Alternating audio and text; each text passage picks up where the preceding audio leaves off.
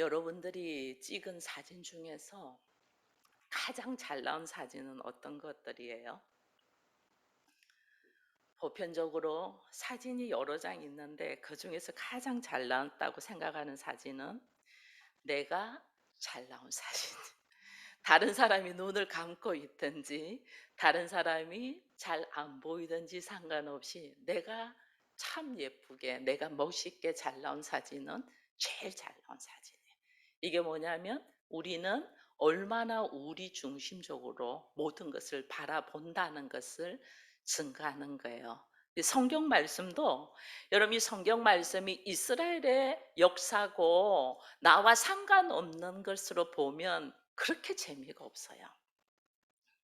근데 이 성경이 나를 이야기한다고 보면 이 성경만큼 꿀송이처럼 단맛을 주는 것이 없어요. 그 성경 말씀에 사실은 말씀의 주제는 예수 그리스도이거든요. 그 예수 그리스도가 나에게 무엇을 말씀하고 있고 그 예수 그리스도가 나와 무슨 상관이 있고, 그리고 이 성경에 기록되어 있는 말씀을 통해서 내가 어떤 모습으로 어디에 있는가를 딱 말하는 것을 우리가 들을 기가 있다면 이 성경만큼 재미있는 말씀이 없어요. 그래서 제가 오늘 사실은 마태복음 1장에 있는 말씀을 저는 이제 이 계보부터 마태복음 1장 1절에 아브라함과 다윗과 예수 그리스도의 계보라 이래 돼 있잖아요. 예수님의 족보에 대한 이야기를 하고 있죠. 근데 이것이 그냥 예수님의 족보로 끝나면 그렇게 재미가 없어요. 나와 무슨 상관이 있어? 근데 여기에 있는 나오는 인물들 한 명 한 명이 나와 연관이 돼 있고 그것이 나이구나 하는 것을 발견하기 시작하면 그렇게 재미있어요. 수많은 믿음의 사람들이 지금 쭉 나와 있습니다. 이들이 나이구나 하는 것을 보는 눈이 열리기를 축원드립니다. 그렇게 되면 우리가 아브라함을 먼저 딱 보면 아브라함 이방인이잖아요. 그죠? 유브라데 강을 건너온 이방인이에요. 이 건너온 사람은 우리가 히브리인이다 이렇게 이야기한다는 걸 우리가 들었습니다. 아브라함은 그 아버지 데라가 우상을 만들어서 먹고 사는 이 환경 속에 있었거든요. 그러면 그 아버지의 영향을 굉장히 많이 받잖아요, 아브라함이. 그래서 우상 섬기고 우상을 섬김으로 통해서 우리가 살 수 있다는 문화에 딱 눌려져 있어요. 그 문화에 눌려져 있는데도 또 아브라함에게는 어떤 것이 있냐면 그에게는 자녀가 없었잖아요. 자녀가 없다는 것은 이 시대에는 미래가 보장이 없다는 말이에요.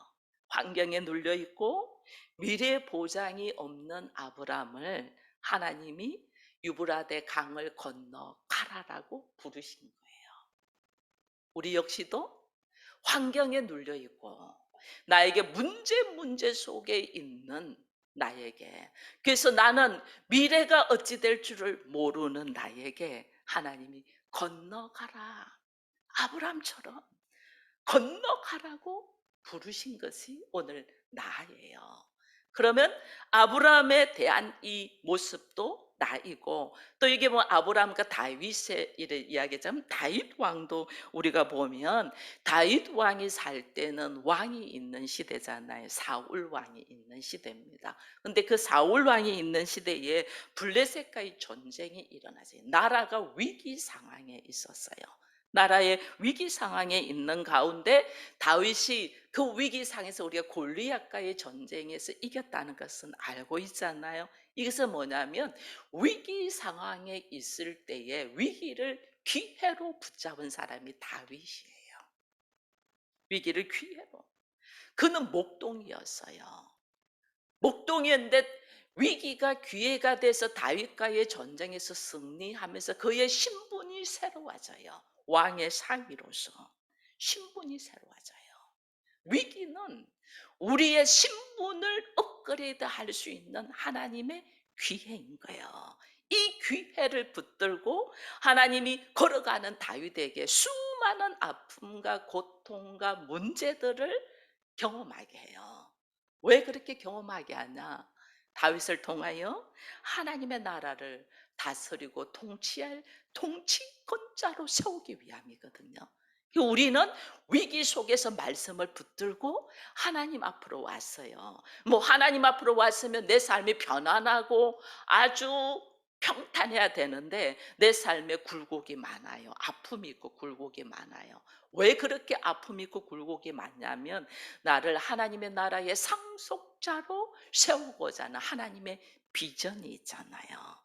그러려면 내가 나의 가지고 있는 가치관이나 지식으로 있어 가지고는 하나님의 나라를 다스릴 수가 없잖아요. 그래서 하나님은 수많은 환경을 통해서 나를 훈련시켜 가는 거예요. 그래서 다윗의 모습이 또 나의 모습이다 라는 것을 보는 눈이 있어야 돼요. 여기서 이제 제가 또 한 사람을 또 물론 믿음의 조상들이 많지만은 한 사람을 더 이야기하면 여러분 유다입니다. 유다, 야곱의 아들 중에서 루벤, 시몬, 레위, 유다는 네 번째 아들이에요. 근데 하나님이 그 넷째 아들인 유다를 통해서 하나님의 나라의 상속자로 세워가거든요. 근데 이 유다가 어떤 사람, 유다는 자녀가 5명이 있어요. 그 중에 5명 중에 2명은 며느리와 관계에서 낳는 아이예요. 참 놀랍게도 첫 아들과 둘째 아들과 셋째 아들을 하나님은 정통으로 쓰지 아니하고 오히려 며느리인 다말과 길거리의 여인인 줄 알고 하룻밤을 잤는데 그 여인이 며느리야. 근데 거기서 아이를 낳아. 거기서 아이를 낳은 이 그다음의 아들이 베레스와 세라예요. 근데 하나님은 그 아들을 통하여 유다의 혈통을 이어가고 있는 것이 지금 마태복음의 예수님의 계보에 기록돼 있는 거예요. 이 참 놀라워요. 유다가 자기 며느리가 친정에 있는 동안에 나무 남자 애를 가졌다는 소문을 딱 들어요. 옳거니 이게 그냥 내버려 두면 안 되겠어. 그래서 며느리인 다말을 붙들어서 책망하며 그에게 죄를 이제 물으려고 하는데 그 며느리인 다말이 지혜로웠잖아요. 지혜로워서 그 사람을 표시할 수 있는 인장 도장과 끈과 지팡이 누가 봐도 이거는 유다 거라는 거죠. 우리로 말하면 주민등록증 그리고 인감 도장 이런 것들을 며느리가 받은 거예요. 그래서 나중에 돈으로 갚아주면 되니까 하고 생각 없이 하룻밤 자고 줬는데 나중에 아이를 가지고 난 다음에 누구와 이런 행동을 했어 하고 책망하는 자리에 아이의 아버지는 이 사람입니다. 증거물로 딱 내난 것이 뭐였어요? 유다 거였어요. 시아버지 거였어요. 그때 유다가 그가 옳다. 너는 나보다 옳다는 이 인정을 딱 하면서 내려나와요. 여러분, 우리에게는 참 놀라운 환경이 나를 누르고 미래가 보장 없는 아브라함도 그 다음에 삶의 위기 속에서 기회를 얻어서 새로운 삶을 살고자 하는 다윗과 같은 이 모습도 남에게 말할 수 없는 부끄러운 행동. 여러분 유다가 며느리와 하룻밤 자서 아이를 가졌는데 얼마나 수치와 부끄러움이에요. 그 수치와 부끄러움의 아픔을 통해서 내가 나의 어리석음을 인정하고 그 다음에 당신이 나보다 더 옳다라고 고백과 함께 새로운 시대를 열어가는 이 유다와 같은 이 모습들이 누구냐 하면 바로 나예요. 오늘 나. 여러분 우리도 말을 하지 아니하고 이렇게 멋있게 다들 꾸며서 하나님이 예수의 보혈로 씻었기 때문에 오늘 우리가 얼굴을 들고 있을 수 있지 그러지 않으면 얼마나 부끄러운 일들이 많아요. 뭐 내 인생에 이런 기억은 없어졌으면 좋겠다는 사건들도 있을 수 있고 그죠? 그리고 그 아픔과 고통 속에서 말씀에 의지하여 새로운 기회를 붙들은 우리도 시간들도 있고 미래 보장이 없어서 막막한 나에게 하나님의 부르심을 통하여 새로운 역사를 풀어가는 우리들도 있잖아요. 이 모든 아브라함이나 다윗이나 유다나 뭐 말할 것 없이 야곱이나 믿음의 선진들이 누구냐? 바로 나와 같은 사람이라는 거예요. 이 나와 같은 사람. 성경에 기록되어 있는 사람들이 신이 아니고 나와 똑같은 인물들. 부끄러움도 있고 말할 수 없는 모습들이 있는 나. 이런 내가 누구냐라는 거예요. 왜 사람은 이런 모습을 거듭하고 반복하냐? 왜냐하면 아담 이후의 모든 사람은 뱀의 후손이에요. 여러분, 우리가 이걸 알아야 돼요. 하나님은 하나님의 형상으로 하나님의 자녀로 우리를 만들었는데 우리가 뱀의 후손으로서 뱀의 말에 손을 들어버린 거예요. 그때부터 아담 이후의 모든 사람은 뱀의 후손이에요. 아브람도, 다윗도, 유다도, 심지어 요셉도, 오늘 나도 뱀의 후손이라는 걸 알아야 돼요. 근데 우리는 나는 아닌 줄 아는 거예요. 뱀의 후손이에요. 이 뱀의 후손인 우리를 하나님의 자녀로 거듭나게 하는 사건들이 예수 그리스도를 통하여 일어나는 거예요. 그래서 내가 이 뱀의 후손인 나, 그저 나의 모든 행동이 옳다고 주장하고 있는 나, 그러나 밝히 뒤집으면 무엇보다도 부족한 나를 하나님이 하나님의 자녀로 인정하는 이 시기가 있어요. 이게 언제냐면 나의 옳다고 고집하는 것을 내려놓을 때 나보다 당신이 더 옳습니다. 유다가 그랬잖아요. 자기의 옳음으로 어찌 다른 남자와의 사이에서 그런 행동을 있을 수가 있어 라고 책망하며 정죄하며 비판하려고 하는 그 자리에서 다말 며느리보다 유다가 더 부끄러운 모습으로 설 수밖에 없는 이 상황에 유다의 고백이 너는 나보다 옳다.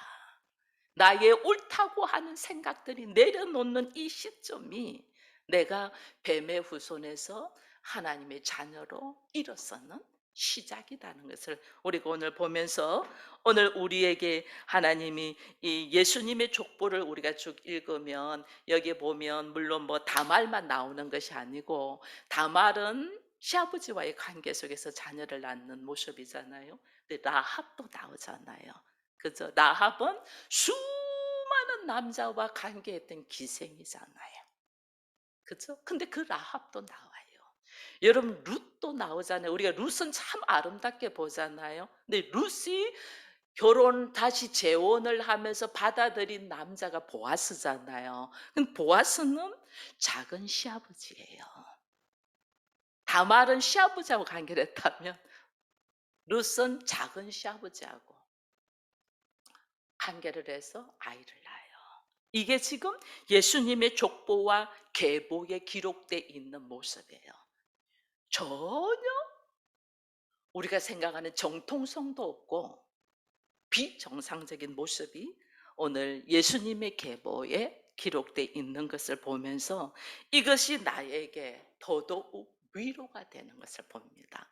왜냐하면 우리의 삶의 모습을 딱 뒤집어 보니까 내가 뭐 하나 손꼽으면서 내어놓을 것이 하나도 없어. 다 못났어. 그렇게 못날 수가 없어. 그렇게 부끄러운 모습밖에 있을 수밖에 없어. 근데 그 부끄럽고 못난 그것을 그대로 하나님은 기록하고 있어요. 여기서 더더욱 부끄러운 모습에 뱀의 후손의 끝판왕이 누구냐면 다윗이에요. 그럼 다윗은 이 다윗 왕에 나오는데 다윗 왕을 오늘 어떻게 소개를 하냐면 1장 우리 6절을 한번 읽어봅니다. 1장 6절 같이 있습니다. 이새는 다윗 왕을 낳으니라. 다윗은 우리아의 아내에게서 솔로몬을 낳고 아멘. 여러분, 다윗이 자녀를 솔로몬을 낳는데 다윗의 아내 이름이 바세바라고 분명히 있거든요. 바세바에게서 솔로몬을 낳고 이렇게 안 하고 계보에 뭐라고 적혔어요? 우리아의 아내에게서 솔로몬을 낳았다. 이게 무슨 말이에요? 불륜. 철저하게 그렇게 그렇게 인정하는 다윗 왕과 솔로몬 왕, 이스라엘 백성들이 가장 다윗 왕을 인정하고 솔로몬 왕을 인정하잖아요. 근데 그 다윗과 솔로몬이 어떻게 하나님의 나라에 예수 그리스도의 이 계보에 올라와 있냐? 우리아의 아내를 통하여. 우리아는 또 누구예요? 다윗의 충신이잖아요. 다윗의 충신인데 내가 하룻밤 그 충신의 아내하고 잠을 잤는데 아이를 또 가졌어. 그러니까 그것을 무마하고 그것을 덮기 위하여 우리아를 죽여버리잖아요. 자기의 충신, 자기를 위하여 몸을 바치고 하나님의 나라에 충성을 다하는 사람을 죽여버린 사건이에요. 근데 그 사건은 다윗에게 있어가지고는 정말 숨기고 싶은 사건이거든요. 근데 하나님은 예수님의 계보를 적으면서 다윗을 어떻게 소개했냐면 우리아의 아내를 통하여 솔로몬을 낳았다고 딱 소개를 해요. 내가 가장 숨기고 싶은 사건. 내가 누구 앞에도 부끄러운 이 모습. 그거는 누구한테 말하자 나와 하나님과의 속에서 나의 죄악이 밝히 다 뒤집어진 사건이 우리아의 사건이거든요. 근데 이것을 그대로 예수님의 족보에 딱 올려요. 불륜과 불륜으로 시작된 이 말할 수 없는 비정상적인 이 계보를 오늘 예수님의 계보로 소개한다는 것은 인간은 존경받을 만한 사람이 하나도 없다는 거예요. 정확하게 말하면 다 나 같은 사람들이라는 거예요. 우리가 멋있게 보이고 괜찮게 보일진데 실제로 하나님이 나를 볼 때는 다 거기서 거기에요. 뱀의 후손이니까. 자기 생각으로 자기 위주로 수많은 것들을 판단하고 정죄하고 죽이고 했던 우리, 그런 우리를 하나님이 예수님의 계보에 올려서 하나님의 자녀로 하나님의 나라를 상속하고자 한다. 여러분, 이게 은혜 중에 은혜입니다. 여러분, 창조는 하나님이 직접 창조하신 분을 통해서 우리에게 하나님의 형상을 준 창조가 있어요. 근데 또 하나의 창조는 뱀에 의해서 인간의 선악의 지식으로 하나님처럼 판단하면서 만들어진 것들이 있어요.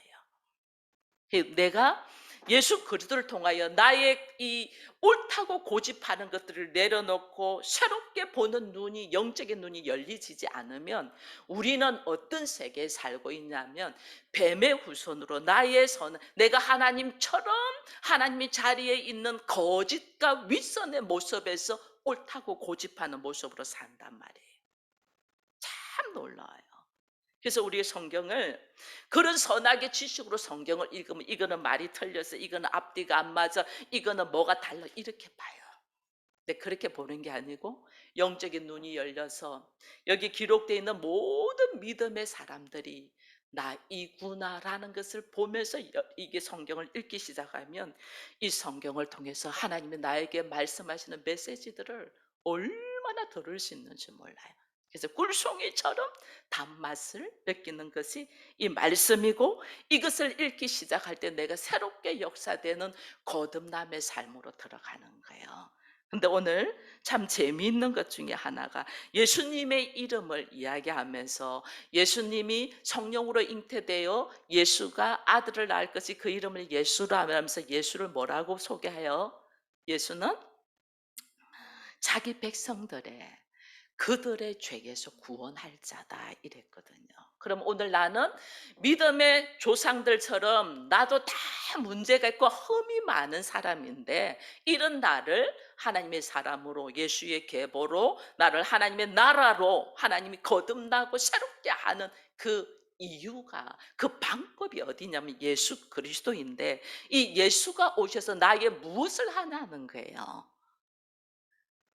자기 백성이니까 내가 하나님의 백성으로 삼는다는 거, 내가 하나님의 자녀로 나를 세운다는 거죠. 하나님의 자녀로 세우는 근거가 어디 있냐? 그들의 죄에서 노임받게 한다. 그들의 죄에서 구원하는 거예요. 이 그들의 죄, 이 그들의 죄, 자기 백성들의 죄. 예수님은 하나님과 함께하면 이름이 임마누엘이잖아요. 이게 예수를 통하여 일어나는, 하나님을 통하여 일어나는 건데 임마누엘인데, 우리가 이 임마누엘의 하나님과 하나 되기 위해서는 내 안에 죄라는 이 모습이 있다는 거예요. 근데 이 죄가, 우리는 죄인 줄 모르고 있었잖아요. 근데 이 죄가 어떤 거냐라니까, 먼저는 내가 선악의, 내가 옳고 그름의 판단으로 주장하는 것들, 그건 옳고 이건 잘못됐어, 너는 왜 그렇게 행동해, 나는 이렇게 하는데, 우리 거기서부터 부딪히잖아요. 그죠? 이 사람도 자기가 최선을 다한다고 생각해요. 이 사람들 최선을 다해요. 근데 서로 볼 때는 안 맞아. 나는 이렇게 생각하는데 너는 왜 그렇게 생각해? 그것을 틀렸다라고 말하는 거예요. 근데 틀렸다고 할 때 나 한 사람만 틀렸다고 해요? 상대도 나보고 틀렸다고 해요? 피차 틀렸다고 하는 거예요. 이게 뱀의 후손이기 때문에 그래요. 서로 옳다고 주장하니까. 여기에는 하합도 없고, 여기에는 사랑도 없고, 여기는 평화도 없어요. 서로 옳다고 주장해요. 근데 자기 옳음이 강하면 다른 사람은 안 되고, 내가 옳다고 생각하면, 우리가 지금 사회에서 일어나는 모든 일들이 나는 괜찮고 너는 잘못돼서 이게 굉장히 많이 일어나잖아요. 그죠? 그래서 우리가 흔히들 내로남불이라는 이야기들을 하잖아요. 그죠? 내가 하는 거는 이유가 있어, 너는 틀렸어, 이렇게 되는 거. 여기에서 인간은 뭐하면 자기 합리화를 하잖아요. 그죠? 자기 합리화 속에서 우리가 얼마나 거짓과 윗선을 주장하는지 몰라요.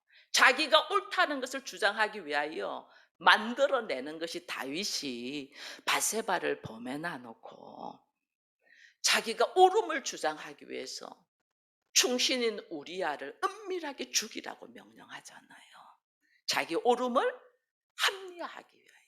이게 거짓과 위선과 살인을 막 만들어내는 거예요. 이게 인간이에요. 뱀의 후손들이 하는 모습이라니까. 이게 이런 모습의 끝판왕이, 성경에는 예수님이 누구라냐면요, 외식하는 서기관과 바리새인들아, 이런 거예요. 근데 여러분, 여기서 우리가 알아야 되는 것이, 외식하는 서기관과 바리새인들이 누구냐는 거예요. 종교 지도자들이에요. 사람이 만든 하나님, 인간의 생각으로 만든 하나님의 규범, 인간이 만든 종교. 우리가 말하는 우리 종교 뭡니까? 기독교라고 쓰잖아요. 기독교 속에 인간이 만든 규범들이, 이것이 바리새인과 서기관으로서 뱀의 후손에서 온다는 걸 우리가 모르는 거예요. 거기서 하나님은 우리를 건지려고 하는 거예요. 그중에 우리가 흔히 잘 쓰는 말들이 있어요. 그게 뭐냐면, 예수 믿으면 천다, 예수 안 믿으면 지옥, 교회 다니면 착한 사람, 교회 안 다니면 나쁜 사람. 이거 누가 만들었어요? 우리들의 잘못된 사고들이. 교회 열심히 나오면, 주일 한 번도 안 빠지고 열심히 나오면 믿음 좋고 착하고 구원받을 사람, 교회를 안 나오면 너는 지옥으로 갈 자, 마귀의 자식. 이거 누가 만들었냐는 거예요. 종교 지도자들이. 인간이 만든 종교. 이 가치 판단. 나와 생각이 같고 마음이 맞으면 좋은 사람, 나와 생각과 가치관이 다르면 나쁜 사람. 이거 누가 그렇게 한다는 거예요? 우리 안에 이게 얼마나 굳어져 있는지 몰라요. 교회 안에 이것이 상식적으로 굳어져 있다니까요. 근데 예수님은 그들의 죄에서 구원하겠다. 이게 뭐예요? 뱀의 후손으로 인간의 생각으로 만들어난 모든 것들에서 구원하겠다는 거예요. 얼마나 우리가 말씀을 새롭게 봐야 되는가를 다시 이야기하는 거예요. 얼마나 우리 가치관 속에 빠져 있는가를 주님은 말씀하시는 거예요. 예수는 자기 백성들이 잘못된 사고와 잘못된 세상의 가치관으로 있는 것에서 구원하시기 위하여 이 땅에 오셨어요. 종교, 인간이 만든 종교에 의해서 구원하기 위하여 오셨다는 사실을 보면서, 사실은 나는 말하기 부끄러울 만큼 부족한 존재잖아요. 이 부끄러운 것만큼 부족한 것이 죄가 아니에요. 가난이 죄가 아니에요.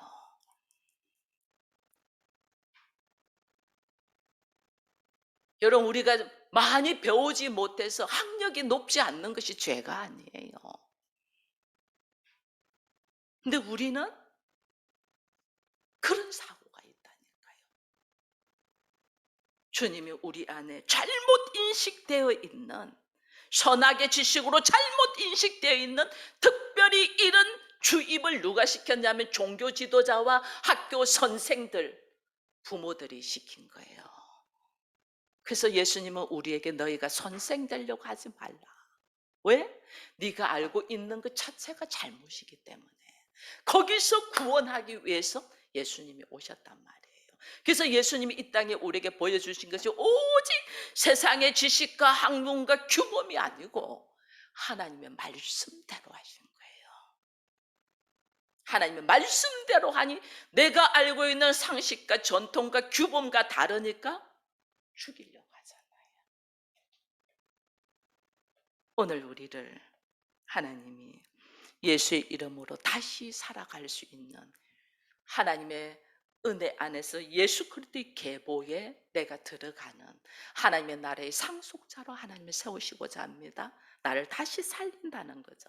이 살리는 것은 나에게 꽁꽁 묶여 있는 가치관, 나의 사고, 나의 생각, 나의 환경을 깨트려야 돼요.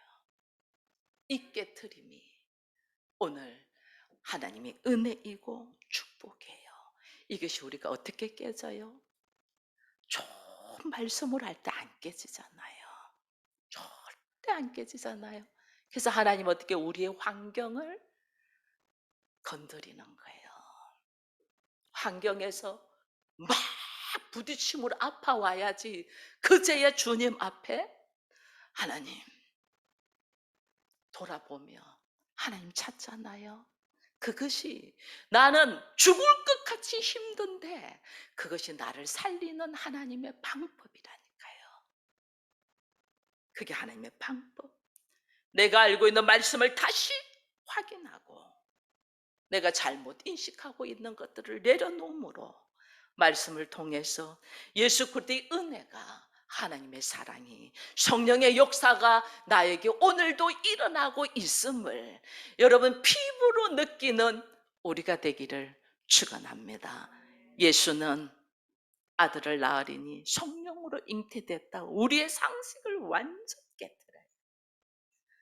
이름이 예수라. 그는 자기 백성을 그들의 죄에서 건져낼 자, 구원할 자다. 이 임마누엘의 하나님 앞에 우리가 있기를 축원드립니다.